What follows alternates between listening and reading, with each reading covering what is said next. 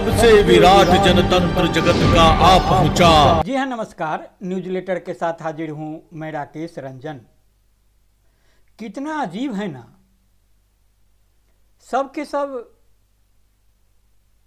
बौने कद के हैं, यूं कह लीजिए कि बौनों की जमात, लेकिन हैं सब के सब भारी चतुर सुजान, पूंजीवाद के चाटुकार हैं और अपने कुकृत्यों पर पर्दा डालने के लिए लोगों में भ्रम पैदा कर अपने को प्रतिस्थापित करने के लिए संसार के महानायकों को तरह तरह से बदनाम करते हैं और उनके चरित्र हनन का कुत्सित अभियान चलाते हैं। यह काम अचानक नहीं हुआ है, यह काम अपने देश में भी वर्षों से चल रहा है, लेकिन हाल के वर्षों में जो इसे गति मिली है उसके तो कहने ही क्या।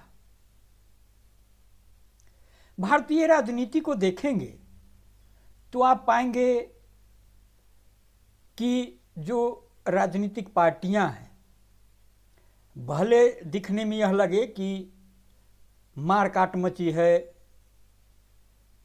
सबों में, लेकिन हैं थैले के चट्टे बट्टे। इन सबों में बुनियादी कोई फर्क नहीं है।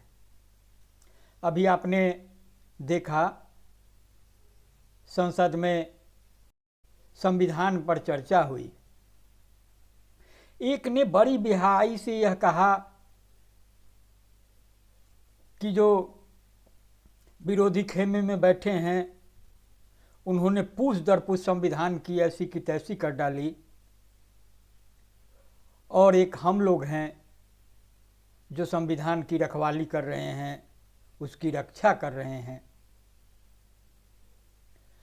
तो फिर दूसरे ने भी ठीक उसी अंदाज में बातें की।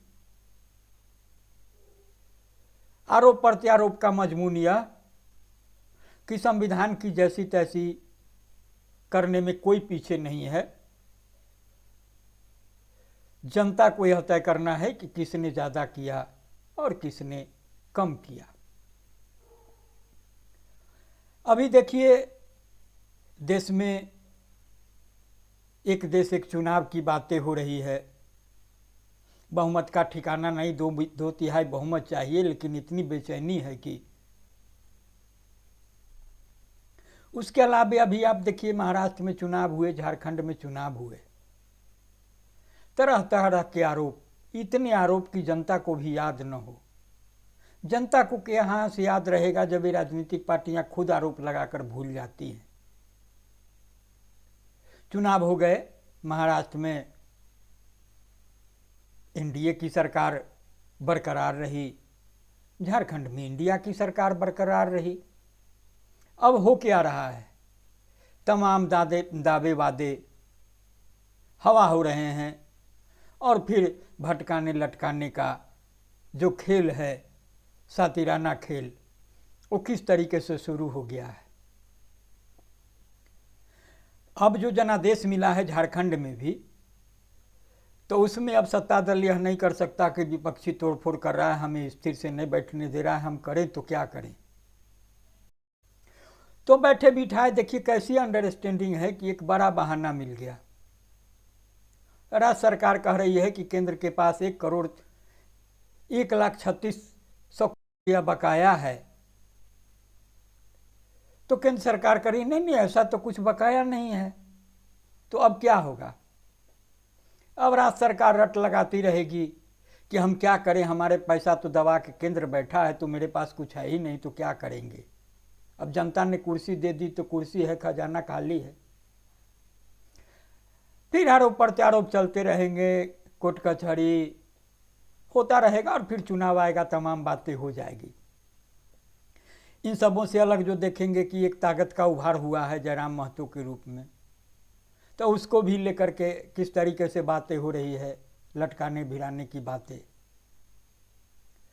और जो भ्रष्टाचार, ईमानदारी, नैतिकता, सुचिता की जो बातें होती है, तो अभी देखे हैं कि एक भाजपा में ही कैसे टिकट खरीदो बेचो के खेल का आरोप प्रत्यारोप लगा है और किस तरह की बातें हो रही है। जनहित ऐसी होने का सवाल है शासन का, तो लाठियां चटाचट बरस ही रही है, वह भी सामने है। अदालत भी अपना काम कर रही है। तो इन सब बातों से अलग आज आप देखेंगे और आपको पता होगा कि आज भोजपुरी के शेक्सपियर भिखारी ठाकुर की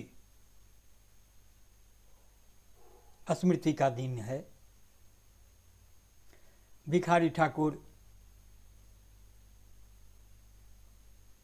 माटी के वो अनमोल रतन थे जिनको भूलना मुमकिन नहीं। भोजपुरी में विदेशिया और परदेशिया के ओज को समझना गैर भोजपुरिया के लिए थोड़ा मुश्किल है। भोजपुरी की बातें कर रहा हूँ चूँकि भिखारी ठाकुर की बातें हो रही है, और भिखारी ठाकुर को केंद्र में रखकर जब बातें करेंगे तो देखेंगे कि खास तौर से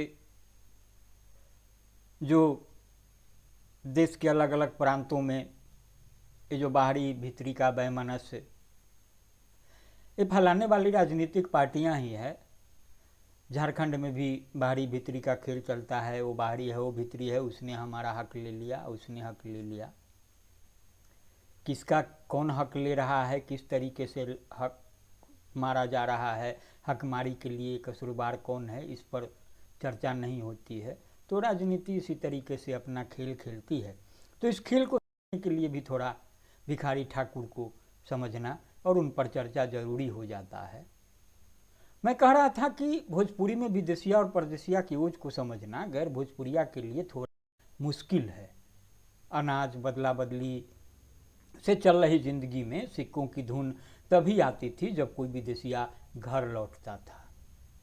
विदेशिया मतलब जो परदेश गया, लेकिन उसके जाने की पीड़ा, पैदल बैलगाड़ी से सैकड़ों मील की यात्रा, सतुआ भुजा के सहारे महीनों की जिंदगी, पीछे स्त्री का विरह, उस पीड़ा की चित्रगाथा ऐसी होती थी कि गीतों में सहेजने पर कलेजा निकल आता था। लेकिन भिखारी ठाकुर ने उसको सहेजा है। तो आज जिसे बाहरी कहा जाता है, भिखारी ठाकुर उसे परदेसी कहते हैं, विदेशिया कहते हैं।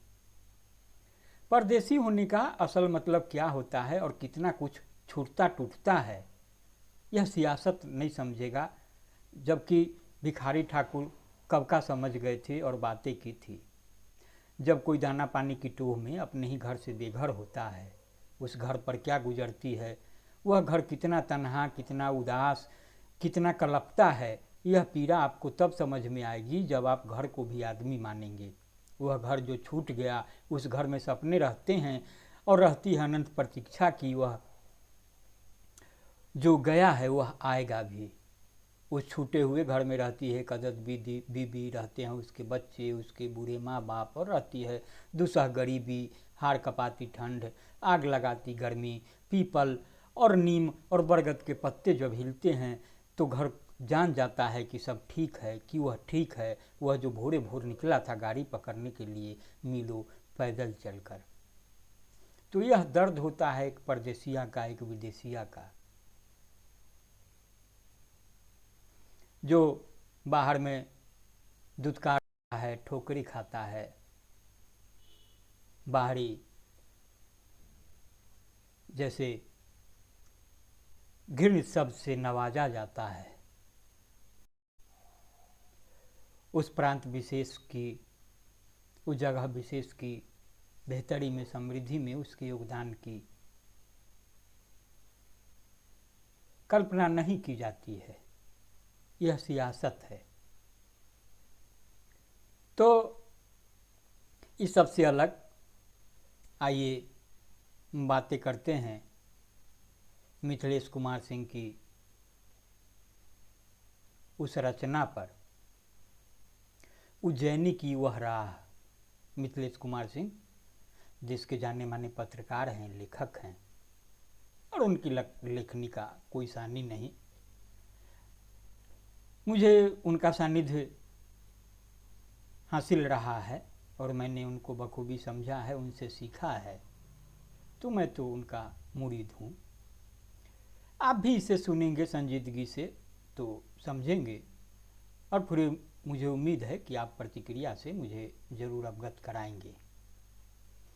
कालिदास ने कभी सोचा नहीं होगा कि जिस राह के वह मुसाफिर बनने जा रहे हैं और जो राह उन्हें उज्जैनी लिए जा रही है, वह राह उनका स्वत्व छीन लेगी। वह राह उनका मेघदूत, कुमार संभवम, अभिज्ञान शाकुंतलम छीन लेगी। ऐसी राह उन्हें महाकवि के ओहदे से तो नवाज देगी, वह उन्हें सोने चांदी और हीरे जवाहरात से, लकदक अतर और फुलेल से गमकता डमकता महाकवि साबित करने के लिए धरती और आसमान के कुलाबे तो एक कर देगी। वह नगारे बजाएगी और पूरी आवाम को यह सुनने पर मजबूर करेगी, कोई है जो आ गया है, कोई है जो अब महाकवि है। पहले नहीं था, अब है, क्योंकि हम कह रहे, क्योंकि चक्रवर्ती राज्य सत्ता कह रही, क्योंकि उज्जैनी कह रही। लेकिन चूक गए कालिदास। सत्ता सुख की चाह वैसे भी भरमाती है। वह भूल गए कि उनका ताप, उनकी उष्मा, वह शीतलता, वह विरलता, हवा के झोंकों की गति में बजती बंसी और मादल की धुनों को पहचानने का उनका शयूर, वह राह उनसे छीन लेगी। वह राह छीन लेगी उनसे उनकी मल्लिका भी। अज दिल्ली ता पालम। हजारों साल पहले बनी और बसी उज्जैनी की उस कहानी को अब थोड़ा विराम देते हैं। विराम इसलिए देते हैं क्योंकि उस राह ने अपनी दिशा बदल दी है जिसके सहयात्री हुआ करते थे कालिदास। जैसे नदियाँ बदल लेती है सैकड़ों हजारों साल की महायात्रा में अपनी दिशा, जैसे पहाड़ बदल लेते हैं अपने स्मृति चिन्ह, जैसे जंगल बदल लेता है जीवाश्म और वनस्पतियों के आकार प्रकार, जैसे धरती बदल देती है फसलों का आदिम स्वाद, कुछ ऐसा ही उज्जैनी के साथ भी हुआ है। अब वह उज्जैनी में नहीं रहती, अब वह दिल्ली में रहती है। उज्जैनी की वह राह अब दिल्ली से ही निकलती है और दिल्ली में ही खत्म हो जाती है। दिल्ली से दिल्ली तक ही उसका हद-ओ-हदूद है। अज दिल्ली ता पालम। मुगल साम्राज्य के आखिरी दिनों में दिल्ली की हद यही हुआ करती थी। इतिहास बदला, गणनाकार बदले, समय बदला, तो हद भी बदल गई। अब दिल्ली उज्जैनी के बहाने समूचे देश है। जो काम पहले उज्जैनी करती थी वह काम अब दिल्ली के जिम्मे है। लेकिन एक फर्क अब भी है, हम उस फर्क पर बाद में चर्चा करेंगे। पहले इतना जान लीजिए कि वह दिल्ली अब बेतरह लुभाती है, वह बेतरह खींचती है, वह बिछोह सहने का परवाना बांटती है, वह गधों को कालिदास और कालिदास को गधा बनाने की कुव्वत रखती है। दिल्ली के जिम्मे समूचे देश की हवाएं हैं, समूचे पानियों पर उसका कब्जा है।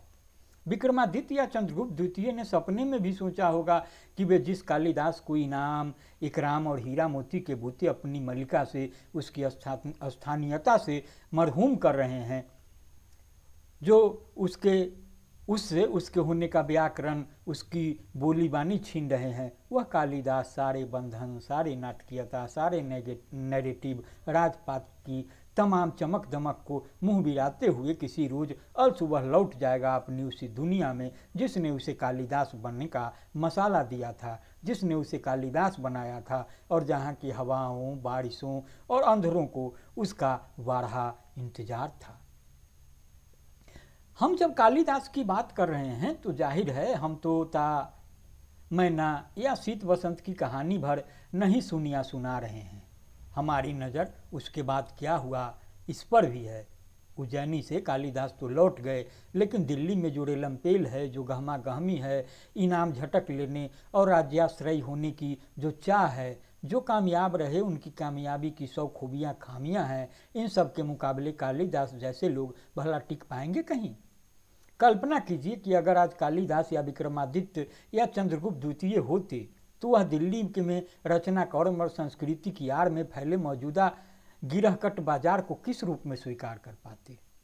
इनाम इनाम इनाम, किसी को पद्मश्री चाहिए, किसी को पद्म भूषण, किसी को साहित्य अकादमी, किसी को संगीत नाटक अकादमी, जिसे जहाँ से जो भी मिल जाए। पुरस्कारों का इतना मूल्यन। कहते हैं रचना लड़ना सिखाती है, वह बचने से बचना सिखाती है। हो रहा है इसका विलोम, यानी उल्टा। बधस्थल से छलांग लगाने वाले रणबांकुरे बधस्थल में छलांग लगा चुके हैं। काशीराम की जीवनी लिखकर चर्चा में आए बद्री नारायण अब हिंदुत्व के मोहनी मंत्र की बैसाखी के रास्ते साहित्य अकादमी झटक चुके हैं।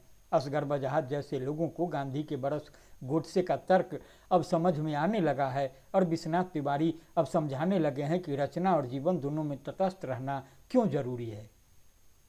यह सारा कुछ दिल्ली का कमाल है। उज्जैनी ने कभी दिमाग नहीं छीना। दिल्ली दिमाग पहले झटकती है, रेवड़ियाँ बाद में बांटती है। दिल्ली और उज्जैनी में फ़र्क यही है और बहुत साफ फर्क है। लेकिन दिल्ली के साथ दो बातें और हुई है। पहली यह कि लेखक या यहाँ का लेखक या रचनाधर्मी होने के लिए आपकी बुनियादी पात्रता की कोई सीमा नहीं है। पात्रता सीमाहीन हो चली है। अब कोई भी लेखक हो सकता है, बिना पढ़े लिखे भी, या यूँ मान लीजिए कि लिखे पढ़े भी, स्वयंभू भी चल जाएगा। अब कोई भी लेखक हो सकता है। तो दूसरी बात यह हुई कि अब दिल्ली का काम बंट गया है। नज़र रखने का काम दिल्ली ने छोड़ दिया है। उसने लोकतंत्रीकरण कर दिया है। उसने यह काम आउटसोर्स कर दिया है। अब दिल्ली की निगहबानी कम, दिल्ली पर निगहबानी ज़्यादा है। यह निगहबानी पटना से भी हो रही है, इलाहाबाद से भी, बनारस से भी, बम्बई से भी, अलीगढ़ से भी और लखनऊ देहरादून से भी, देश के छोटे कस्बों से भी। जो जहाँ है वहीं से चांदमारी कर रहा है। तरक्की के लिए श्रम की महत्ता का, जेन्युइनिटी का फंडा यहाँ फेल है, क्योंकि सत्ता सुख की चाह ने और प्रतिष्ठित होने की लालसा ने इस भरोसे पर अंतिम मोहर लगा दी है कि आप कितने समर्थ हैं यह बेमानी है। महत्वपूर्ण यह है कि आप कितने उपयोगी हैं। आप कितनी ऊंची आवाज़ में कोरस गा सकते हैं, कितनी दहाड़ के साथ आप आर्यावर्त की महिमा का पाठ कर सकते हैं, कितनी आसानी से आप सरनिगू हो सकते हैं और कितनी सहजता से आप गुलेल या दगे हुए कारतूस की भूमिका में खड़े हो सकते हैं। आपकी उपयोगिता के यह कुछ एक बुनियादी पैरामीटर हैं। दिमाग यहीं से बदले हैं। कालिदास अगर फिर धरती पर तो उन्हें अपनी वह उज्जैनी नहीं दिखेगी। खुदा न खास्ता दिख गई अपने भग्नावशेष में तो भी उन्हें यहाँ कोई कवि नहीं मानेगा। राह चलता रहेगा गहरा उनसे पूछ लेगा, तुम्हारे पास बेचने के लिए नया क्या है इस शहर में? तुम्हारी रचनाएं, तुम्हारी उपमाएं, तुम्हारे रूपक, तुम्हारे छंद ज्ञान सब कुछ दो कौड़ी के हैं, पुराने, एब्सोल्यूट। जमाना बदल गया है कालिदास। हमने कहा था ना, अब तुम्हारी उज्जैनी कहीं और जा बसी है। ध्यान रहे, उस दिल्ली ने सुनना बंद कर दिया है। आना हो तो सावधानी से आना, यह सोच कर आना कि अब वापसी नहीं होगी। जैसे भोरे भोर भागे थे तुम उस रोज, वैसा अब नहीं होगा, हरगिज नहीं। इतिहास के हालिया पन्नों पर नजर दौड़ कालिदास, यहाँ तुम्हें राणा संगा या स्पार्टाकस नहीं मिलेंगे, लेकिन इंद्र मिल जाएंगे हर कदम पर। उन्हें पुरूरवा की तलाश है, उन्हें पुरूरवा का वध करना है, उन्हें पुरूरवा को नर्तक और भांड और व्यभिचारी साबित करना है। पुरूरवा वही था जिसने इंद्र की सत्ता को चुनौती दी थी और इंद्र के बने रहने के औचित्य पर सवाल उठाया। इंद्र कोई देवता नहीं था कालिदास, इंद्र एक वृत्ति का नाम है। बने और बचे रहने की राह में रोड़ा बनने वाले किसी भी जेनुन की हत्या वृत्ति का। यह वृत्ति अब चतुर्दिक फल फूल रही है।